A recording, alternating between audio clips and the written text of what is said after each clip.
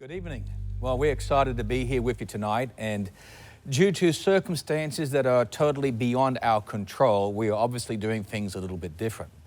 But it doesn't matter, because church is not a building, and church is not what we try to create. Church is about who we are, and we are gathering together as Christians. The original word is not church anyhow, it's ecclesia, which is a secular term which has to do with government, Greek government, which means the Senate, and is about the gathering of same like-minded people. So this is what we're doing. Same like-minded people are coming together to share the good news about Jesus Christ. As Josiah said, this morning we had a great time, and I tell you, since this morning, my phone has not stopped with comments and interaction, and I welcome those even from India who've been in link with us right now across the United States. And wherever you are, we want to tell you that it is both an honor and a privilege to be here with you. And while you are watching this particular program, would you do us a favor? Would you just communicate with us? We'd like to be able to see who you are, where you are, wave to us, tell us where you are. If you're not in our city, would you just tell us exactly where you are? If you're in another country, let us know, because it just helps us to better understand with who we're relating to and what subjects best works. Well, not every night's going to be quite like this. Next Sunday night, Josiah will be sharing the Word of God. I'll be sharing in the morning at 9:30, and Josiah will be sharing the Word at 6 o'clock. But the following week will be Easter. And on that Easter, in a couple of weeks' time, the Good Friday service, which will be at 9 a.m., I'll be sharing in that service. The Resurrection Sunday service will be at 9:30, and Josiah will be taking that one. This is in 2 weeks' time. And then at the 6 o'clock, we'll be doing Faith in Action again with some special interviews that I believe will just talk about the power of the cross and what has happened in people's lives. But tonight we have two really great guests, two people that I've known for well over a decade. Both of these men have had an impact on my life, and both of these men are godly men. They have their challenges, they have the battles. Who doesn't? Amen. But the fact of the matter is they don't give up and they continue on. In the book of Hebrews, chapter 12, it tells us that we are surrounded by a great cloud of witnesses of those who have gone before us. And these are the people who have lived and have died in Bible times, but there's also people in our time or in our time since the Bible that have lived and gone on. But there are also people, like the guest I have tonight, who have an important role to play in the body of Christ and who are doing something for the Lord. And I'm hoping that tonight that you'd be encouraged, that you'd be stirred, that even in this season where things can seem, well, really uncertain, that you would learn and not to focus on everything that goes around you, but on what you can do and what you can change. Well, my first guest tonight is Rick Boske, and it's nice to have you with us, Rick. Good to be here. How long have I known you now? Oh, geez, I think probably 15. 15 years? Plus years, yeah. At least. I was going to put it at 20, but hey, Back I'll go where for you 15. Okay, I'll go for 15. So it's been quite a while. You have a beautiful wife, Taya. Yep. She keeps me honest. They all keep us honest. I put my phone on flight mode because last time I got a text message this morning with my wife just sharing some things to add or contribute. So it's okay, honey, I hear you, and but I cannot receive your message at this moment, even if you send it through Carol. Children? Yeah, 3 grown daughters. 3 grown daughters. How old are they? Oh, geez, now. Turning 40. Yep. 34. Yep. Just had a baby. And my youngest is 29. 29. And you have grandchildren? Yeah, 3 grandchildren. 3 grandchildren. You look fantastic for 70. Oh, okay. We're the same age, and I can remember when Rick became a grandfather. Do you remember that? For the first time, and we were actually together in America. That's right. And we're traveling through the United States, ministering together. And when he told me he was a grandfather, I tell you, for a while there, I had this pregnant pause, like, dude, you can't be a grandfather. I mean, you're too young. You make me feel out of place. But, and you never let me forget it. And I never let you forget it, that's right. So you'll be a great-grandfather before I am a great-grandfather. But I am a grandfather. Yeah. One called Zion, he's 2 and a bit. And we're looking forward to in about 3-4 weeks to having a little granddaughter. And that's going to wreck my life. What's it like having daughters? Yeah, they keep you dressed well. What's it like having a granddaughter? Oh, that's good. Very good. Is it more difficult than a daughter? Well, the eldest one now, a lot easier. Yeah. A lot easier. But she used to always come over with no shoes on. Yeah. And she'd say, oh, Mummy never bought me shoes. Yeah. So every time we go and borrow a new outfit, and I'd get cranky at my daughter because she was always in no shoes or bad clothes. But she'd always take her old clothes off before she came over. So she had all these clothes all lined up. So she'd put on these old clothes when she came to, what, Granddad, Pops? What did she call it? Oh, yeah, Granddad. Granddad, to say, hey, I need some help here. And there you go, you dig out the money and take care of it. Great stories. Now, you are the owner of 2 companies, right? Yeah. Which are? We have Bert Logistics, which is a transport logistics business. Bert Logistics, okay, which is trucking? Trucking, we do everything from air freight to grocery to medical now, right across the board. Right. From mainly southeast Queensland, but right up as far as central Queensland. And we've taken a bit of a hit because of this, all the planes being grounded, that type of thing. Yeah. But, well, how does that affect the transport business? Because the transport business is the backbone of this country. I mean, if we want our shelves stocked with food items, etc., we're relying on the transport industry. So how does it with all the airlines affect you? Well, we've had to diversify. Yeah. We had to learn to adapt very quickly. It was strange even with all the toilet paper, because we deliver a lot of grocery to the various outlets. And we had points there where people were actually, it was just crazy. They were tearing product off the trucks as they were actually turning up to get delivered. It was like, we've never experienced this. Yeah. I've carted everything from bank pallets of coin for different banks and never ever had to have the security we've had for toilet paper. Seriously? It's unbelievable. It went crazy. Things are starting to settle down a little bit now, but we've had to adapt very quickly. Yeah. Example, the blood supply was coming out of central Queensland, had to be flown in. Yeah. Well, now we've got 3 or 4 vehicles running bloods down from central Queensland down to... Blood? Yeah. Wow. So it's got to come out of somewhere. People donate blood, so all the planes are grounded. So we've got vehicles going backwards and forwards and delivering blood. And let's be honest, truck drivers, van drivers, they are champions, unspoken of champions of our nation. And if there's truck drivers out there, let me just say thank you for all the work you do, because you do a tremendous job. There are 2 words I picked up that you mentioned that I think is a help to all of us. You said diversify and adapt. Yes. Diversify and adapt. So I really think those 2 words, I might use another word, be fluid. Absolutely. In the context, don't be rigid and hard, but learn to be fluid. So diversify and adapt. So first word is, how did you diversify? Well, what we had to do, and I'll be upfront with you, on the day it was announced that most of the shutdowns were going to happen, we had a couple of our biggest customers rang me up and said, Rick, we're going to have to shut down, stop your service. And I must admit, Shaun, that as any business owner, fear gripped me. Yeah. It was, I sat in my office and I had the feeling of the hot flush, the hot face, the what am I going to do, the feeling of doom like anybody else has. And I couldn't think. I sat in the seat, I was just gobsmacked. Went for a walk, went down to the bathroom, washed my face with some water, looked at myself in the mirror and said, God, not speaking about myself, saying, God, you're in control. You brought me this far, don't fail me now. Wow. You've never let me down in the past. You're never early, but you're never late. Yeah. Wow. And he's never left me hanging. And I just said, Father, you are in control. Whatever the situation is, you open the door, I'll step into it. Wow. So we had to act very quickly, be very concise, and not be set in the way of thinking we're always going to be doing the same thing this week as what we are next week. Right. So I say to my staff now that if things change, they're all asking me, Rick, what are we going to do in a month's time?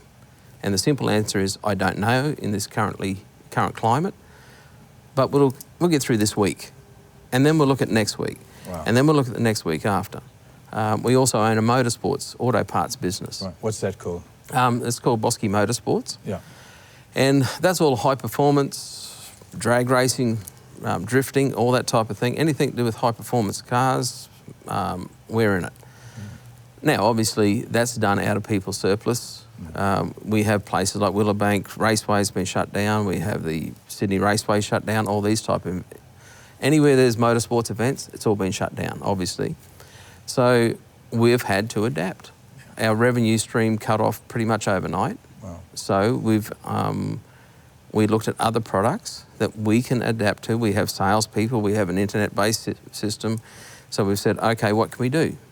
So I've gone out and we've sourced medical products. Wow. Because that's what we need. And not about price gouging. So I'm working with Queensland Health right now with our motorsports team, who knows nothing about medical products. They're doing a quick learn curve, but it's a carton of product. Wow. We look after the safety processes, we look after medical guidelines, we respect that, but now we're actually adapting to bring medical products in. Wow. So we're bringing face masks, we're bringing medical gowns, safety, all the safety goggles, that type of thing. Do we want to get rich out of it? No, but I want to keep people's bread and butter on the table, keep them fed, look after the families. We've got 80 and 90 people in our business, and every one of those people have families. Yeah. So I take that very serious, that every one of these people need to be fed. Yeah. So they've got to pay their rents, they've got to pay whatever, and there might be subsidies, all that type of thing. But for me, as the owner of the business, I take a godly stance and say, I lead this company, and by the power of God that's invested in me, I try and make sure that we keep these people gainfully employed. And you know, I believe, Rick, like I was sharing this morning about when you chase up history, the biggest companies in the world, everything from Costco to Standard Oil to all sorts of companies, they were birthed during a recession or a collapse or a financial dilemma. Where it took people who could diversify or adapt. I mean, I was just reading about a distillery, I think it's Beanley Distillery or something else, where they've gone from making alcohol to hand sanitizer. Yeah. And just a huge amount. I mean, I don't know what's involved in adapting from alcohol to hand sanitizer, I really don't. But the fact of the matter is that they diversified and they adapted. I also heard in the United States how the president has asked General Motors to go, under the War Act, to go from making cars to adapting to making respirators and machines and things like this. And I think this is an important thing, but it's not just business, right? It's also the individual. So, you know, you can have the individual employee or the individual person who at this point could be fearful about their job or could be unemployed, which is not the fault of the employer or anybody else, it's just the way life is. Yeah. And I believe it'll get a little worse before it gets better. Mm-hmm. It'll get a lot worse, I suppose, than better. But the fact of the matter is, I was just talking to a couple this week who she was made redundant. And I said to her, this is an opportunity if you can learn to adapt and diversify. Yeah. So what would you say to the individual in that area, in this climate and this situation and circumstance? I would think, my thoughts is to take whatever challenge given to you. Yeah. No matter what the role is. No matter how small or insignificant, you never know what that will lead to. Yeah. And I was saying to Bert earlier on, when we birthed this business, we started at the end of the GFC, which is just over 10 years ago. Wow. And everybody said to me back then, why are you starting a business off while there's a GFC going on? Yeah. And the simple philosophy was, if I can get a business going at the worst time, when things get better, you must do well. Yeah. And it has. So we're going through our Nether Valley right now. And we've had to adapt. Yeah. And I tell you, when I first started, I was the state manager of a large corporation in Queensland. I first started 10 years ago.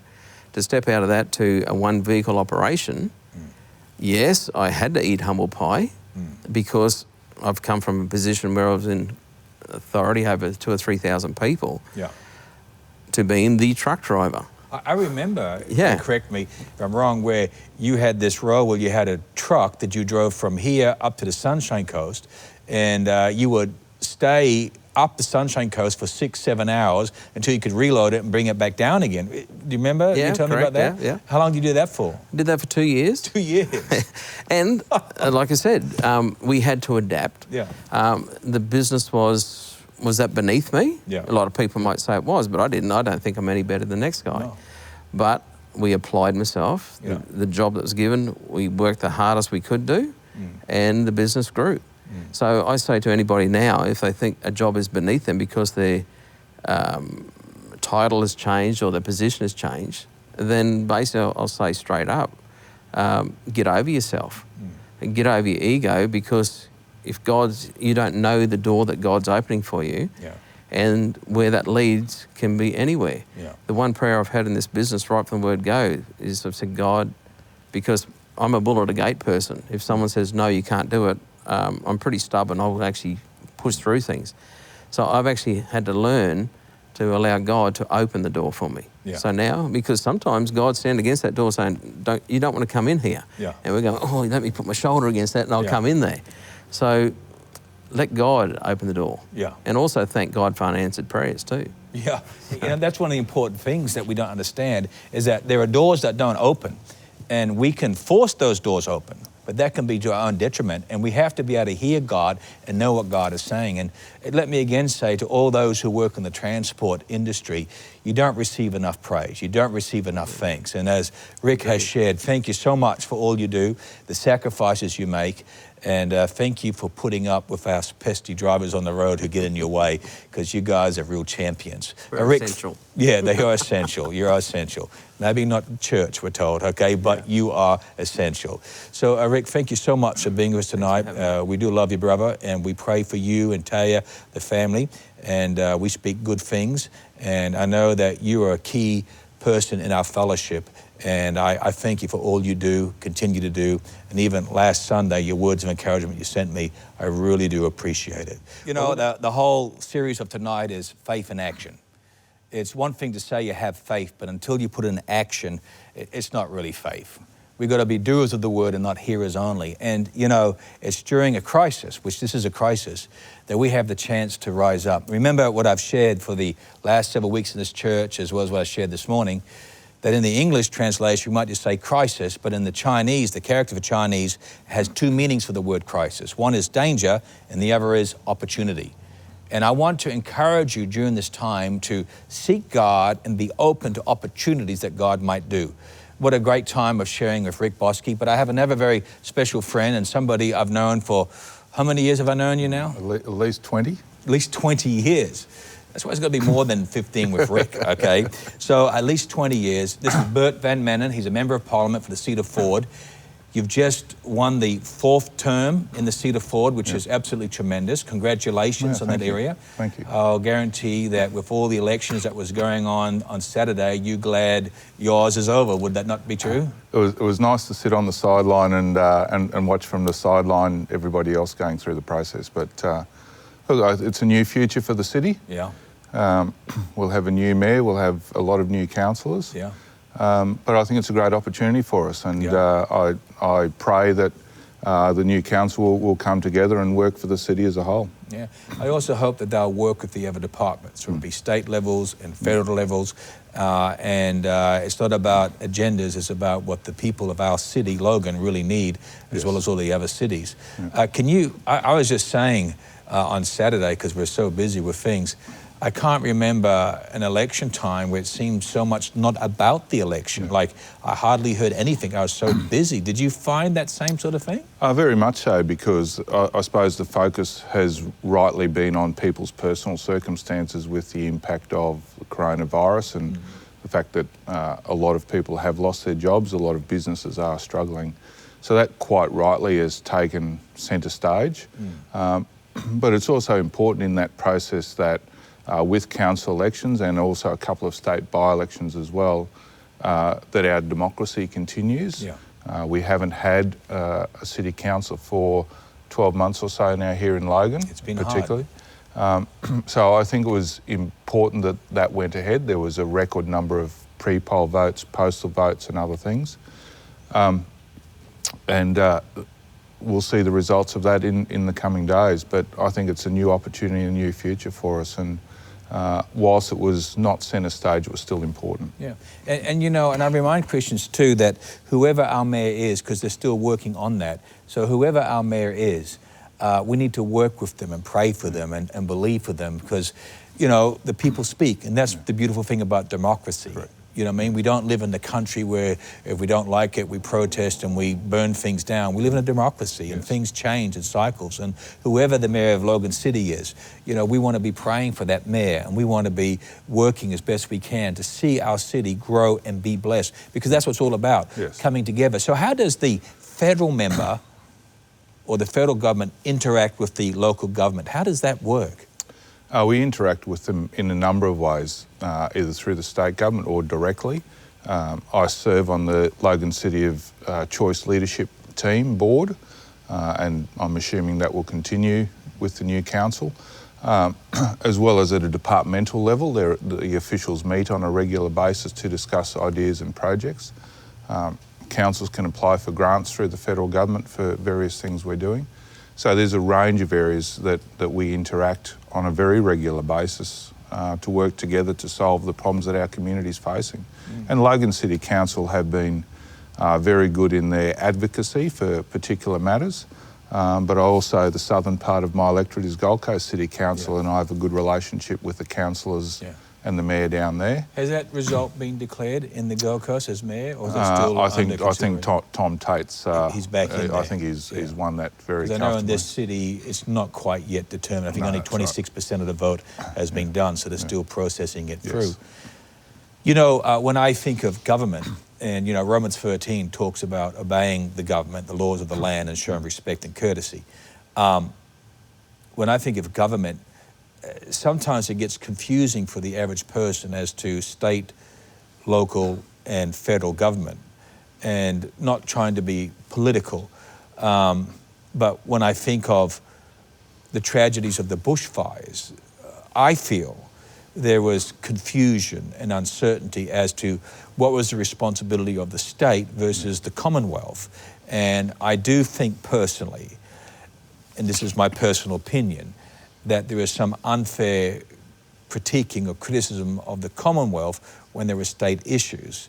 And I do think that when it's come to this coronavirus, if I can use that word, that the Commonwealth has stepped in a lot longer. Is that because there was a change in law, the way they had more power, or is it just a learning lesson from what happened? How does that work? I think it's purely a lesson learnt from what happened with the bushfires, and the Prime Minister set up the National Cabinet, which involves all of the state premiers, the leaders of the territories, and I think that's been a very, very successful process because it's getting everybody around the table discussing what the issues are, so everybody's on the same page. The states are still free to make their own decisions based on their own individual circumstances, but it gives a much more coherent structure and picture as to what we're doing as a nation, and it puts the politics aside and everybody's working together for the common purpose, which is what we're all elected to do, whatever political party we're a member of.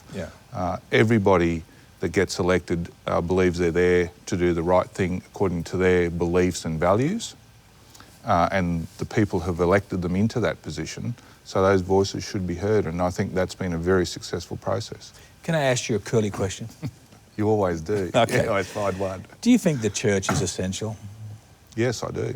And I know the Prime Minister didn't mean... Yeah, please. I'll go a step further than that.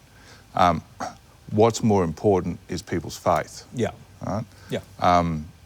I agree. The church is great for getting people together and for the ability in a corporate sense to support the community more broadly than one individual person can do. Yeah. But it's still important that individual people are involved to make the church function. Yeah. I mean, I know it wasn't meant this way, and I understand that. And in the United States, they clarified it, but still had the same law. You know, maybe I'm just being a bit petty, so please show me grace. When you share with the Prime Minister, show me grace, okay? But when it came out non-essential, and places of worship were put in non-essential, whereas I know in Texas and in Hawaii and everything else, they said so clearly, places of worship are essential, but you can't have more than 10 people. And, you know, I know it's just a play on words, but for a lot of people, you know, a place of worship is essential. Now, I know, and I fully support obey the laws of the land, and I'm supportive of the area of the restrictions coming down, so please don't misunderstand. But, you know, and we have looked to adapt, like what Rick talked about, to adapt, diversify, and that's what we're doing here. Now, of course, at any given time, there's no more than 10 people, and we keep our distance. Is that going to be changed? Is there, in the future, going to stop us from getting 10 of us together to be able to do this, to where we can't, I'll have to be in my garage or something on my own? You know what I mean? Like, is that going to change? Is there any way that, you know, they could be seen that we have something to promote, to give, to where under guidelines or restrictions that we can do it? Or is that beyond your pay grade to be able to say that? Well, before we came on tonight, I know the Prime Minister's announced a reduction in non-essential gatherings outside to 2 people. Okay. And that starts tomorrow. Okay. I'm unsure at this stage, because I haven't seen the full interview, how far that extends. Okay. But I mean, workplaces haven't been shut down either, so workplaces can still function. This is a workplace. So everything, as Rick was saying with business before, it is fluid at the moment. What we're trying to do is lower the rate of growth of new cases and thereby reduce the risk of people contracting coronavirus. And we've started to see in the last few days or in the last week or so that rate of increase of new cases flatten a little bit. Yeah. But we want to see it decreasing. Yeah. So everything we're doing is aimed at that outcome. Now, the difficulty we've got is when you see cases like we did yesterday with St Kilda Beach, or again today there's another report, I think in Adelaide, of lots of people going to the beach and people flocking to tourist parks and those sorts of things, in direct contradiction of what we're saying about social distancing. So as difficult as some of the measures are for people, our focus is on the country as a whole, and not just on the health aspects, but also the economic aspects. As the Prime Minister's made very clear, it's a twin-edged sword. There's the economic side, as Rick well outlined in his comments, but then there's also the health aspect, and what we're trying to do is balance those two. So, heads up, you just heard the Prime Minister's news release that outside, is this correct, no more than 2? Correct. So help me to understand this better for our viewers. So if I'm driving in my motor vehicle, I have my wife with me, that's okay. But if I had my wife and children with me, that's not okay? No, it'd be outside. So if, say, you're a personal in the car. No, if you're in, say, in a park or somewhere like that, or because right now you can do personal training up to 10 people correct. in the park. Now you're down to 2. So it's talking about these connecting groups. Yes. So it could mean a barbecue in the park. So what they're trying to do basically is saying in the public areas, this is not a holiday. Correct. So it's common sense. Yes. So it's not that if I'm driving in the motor vehicle and I have my wife and I have my cousin, I'm not going to get pulled over by the police and give it a ticket. No. Okay, all right. So, I mean, I know it sounds crazy. Excuse me being a little naive, but these are things because fear and panic comes across very, very easy. Yeah. How, I mean, but I know you're a good Christian man and your wife, beautiful wife Judy, and your 2 boys. How tough is it? You know, I've been to Canberra, I've seen you speak. I've had the honour to come to one of the offices you were in. I don't know which one you're now. How hard is it? And you're now the whip? Chief Government Whip. Chief Government Whip, okay. How hard is it or difficult or easy is it as a Christian being in this atmosphere, in this situation? I don't view it as hard. Good. I believe that I'm here because this is a calling, a path that God asked me to follow. Yeah. So I don't see it as a hard, I don't see it as a chore. I see it as a privilege. Yeah. You know, like you grew up in Logan Lee, I grew up down the road at Waterford. Yeah. You know? We're so close, you just didn't talk to me.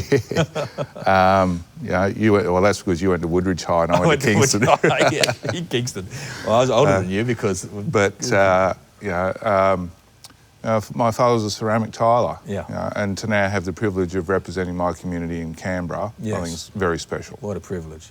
But the other part of that is I only have that privilege because of a multitude of people who have helped me over many, many years, whether it's in my time in politics or prior to that. Yeah. I know the times we had here, serving as an armour bearer or on the board at occasions. Yeah, on the board, All of those things go into having given me the skills and the ability to do the job that I do now. Yeah. So you can never discount that history. And I love what I do, and I don't see myself as any more important than anybody else. Yeah. But I have a job that makes decisions that affect the lives of 24 or 25 million people, and I take that with... your faith in Canberra is celebrated or tolerated? I think more generally Christian faith in Australia and equally in Canberra is probably tolerated these days rather than celebrated. Right. But it should remain celebrated because it underpins our society. Yeah. So we hold to the Judeo-Christian values, which is the backbone, and 64% or something last census said they held to the Judeo-Christian values, Correct. which is a morality clause. It's a belief clause, right? And that's what's important. But everybody has a belief system. Yeah, right? That's true. Whether it's Judeo-Christian or something else. Yeah. Right? And out of that flow the decisions that you make in life. Right? And it's important that for us as Christians, I believe, that we seek to always ensure that the decisions we make reflect our faith faithfully. Yeah. And that's going to be tough because there's going to be moments where perhaps the area you represent might not necessarily agree totally with your personal views. That's also a conflict, is it not? It comes across. Well, it is, but the most important thing is I'm elected as a member of a political party. Yeah. I'm not elected because I'm a Christian. Right. True. Okay. True. So my responsibility has to be balanced between what my personal views are and what the principles and values of the political party that I represent and the community that I represent. Yes. So it's always a balancing act, and that involves a lot of prayer and a lot of consideration about how to balance that to ensure that I faithfully honour those three requirements. Let me just ask one more question, please. And I'd love to have you back again if it works out comfortable for you. Because there's always lots of questions as time goes on. I'd just really love to have you as a guest. You're talking to our audience right now. How should they prepare? What should they expect? I believe it'll get worse before it gets better. Is there a length of time that you can kind of see? Do you think it's 3 months, 6 months at worst? I mean, what do we see? Let me assure you, Bert is okay. He just has a bit of asthma, okay? So it's all okay. So what do you foresee, or what would you say? Well, I think we're in for a difficult 6 months. So you see 6 months. Yeah. We're talking about September. Yeah. And then I think it'll be a slow recovery after that. We are doing what we can across 3 levels of government. Even Logan City Council last week announced some measures to try and help people out with rates deferment and other things as well. So all 3 levels of government are working to try and assist Australians who are in difficulty, particularly where they've lost their jobs. To manage that, part of the announcement tonight was also a deferral on rental evictions for people who are renting. What does that mean? So if you're having a problem paying your rent, they cannot evict you? Correct. So what happens? Do you have to make up for that rent? What happens? Does the that'll government be, help you out? Like, that'll be a discussion with your landlord.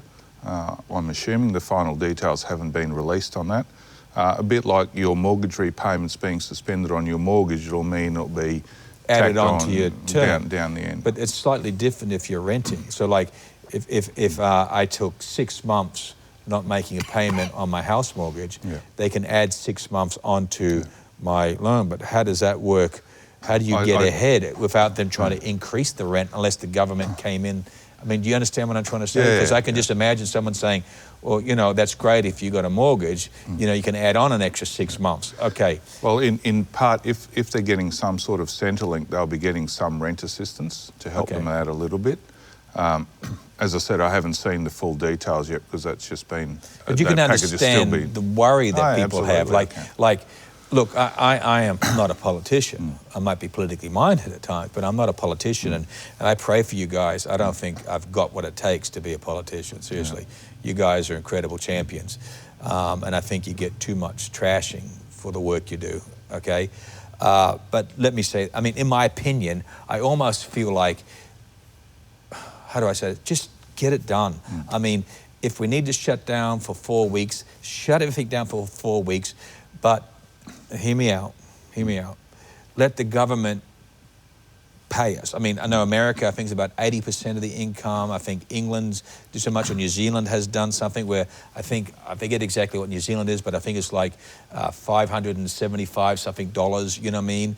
And if you're unemployed, $350, something like that. Why can't we just get it done? You know what I'm trying to say? And we've put 2 stimulus packages already out there, and that's in addition to, pardon me, what the banks have also provided in terms of suspending mortgage payments and a range of other things. We are working on another package which I expect will come out sometime this week, from my understanding. So there is constantly stuff being worked on. So far we've put in, between the private sector and governments across all 3 levels, somewhere in the order of probably close to $200 billion worth of stimulus into the economy, which is about a bit over 10% of our economic activity. So because this is an evolving crisis, we don't know everything that's going to happen up front. So you don't know when to do it. So we've got to see what happens as we do one thing, see what the consequences of that are, do the next thing and do the next thing. And the legislation that we passed last Monday in the sitting in Parliament is designed to give the government the flexibility to do that without needing to continually recall Parliament. So we've got capacity. One of the questions that was asked of the Prime Minister this morning was that if somebody loses their job but their partner is still working and earning more than $48,000 a year, yeah, I heard that. Currently they're not eligible for the assistance.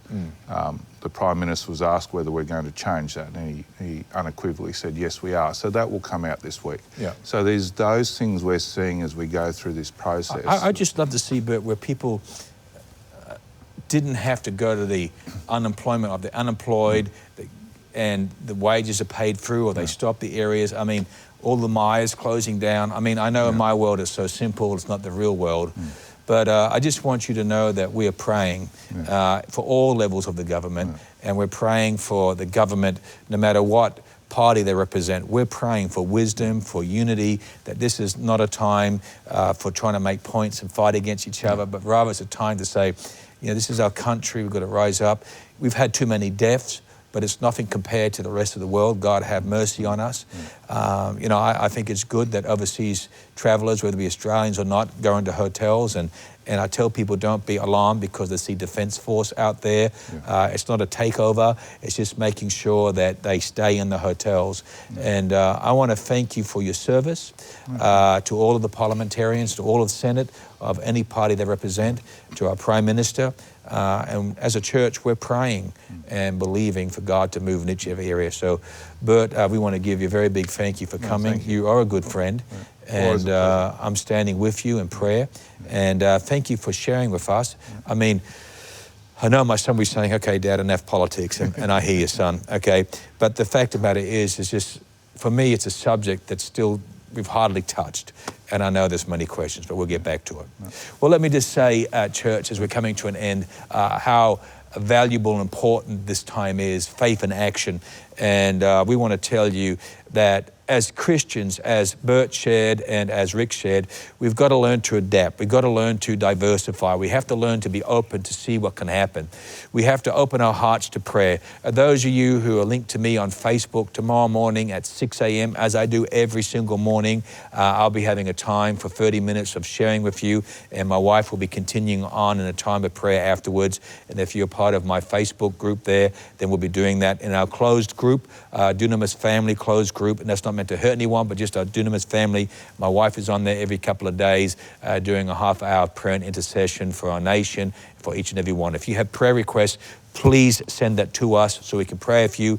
If you need us to make contact with you, if you need help in any area, in the technical, food areas, and everything else, let us know. We want to be an arm extended.